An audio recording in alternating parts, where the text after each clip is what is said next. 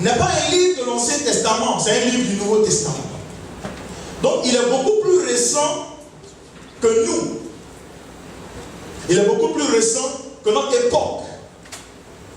Parce que le livre des Actes a été inscrit après que Jésus-Christ soit mort, ressuscité, parti au ciel. Donc il décrit en fait les actes de tous les apôtres.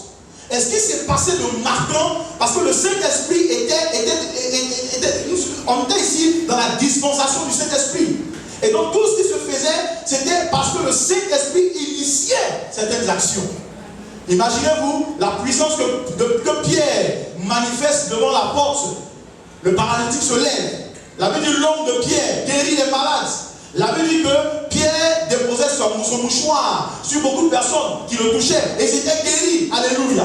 Des choses extraordinaires. Imaginez-vous un homme comme Ananias et sa femme Saphira. Ils ont menti en présence de l'église. Ils ont été tués à cause de la présence du Saint-Esprit. Donc le Saint-Esprit crée une atmosphère. Est-ce que quelqu'un me suit? Donc l'atmosphère était déjà établie. Et en verset 21, la Bible dit ceci, Actes chapitre 12, verset 21 à 23, la Bible dit, à un jour fixé, Hérode, revêtu de ses habits royaux,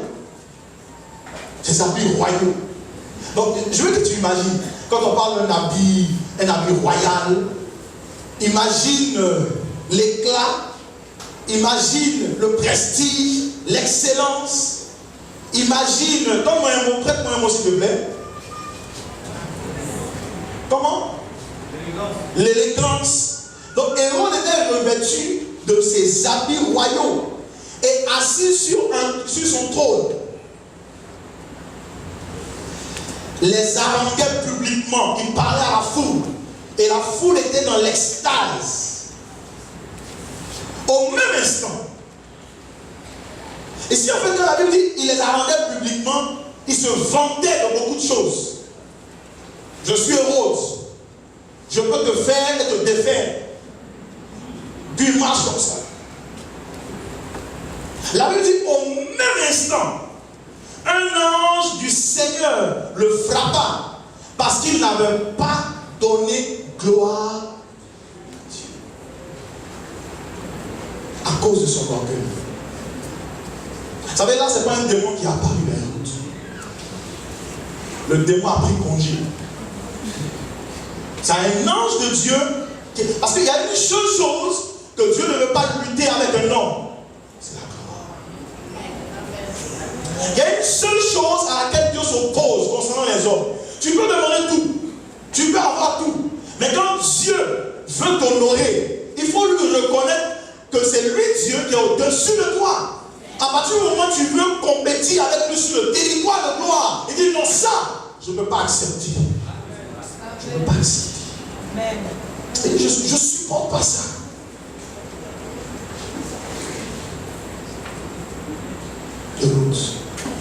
La Bible va plus loin en disant que des bêtes sont venues le dévorer.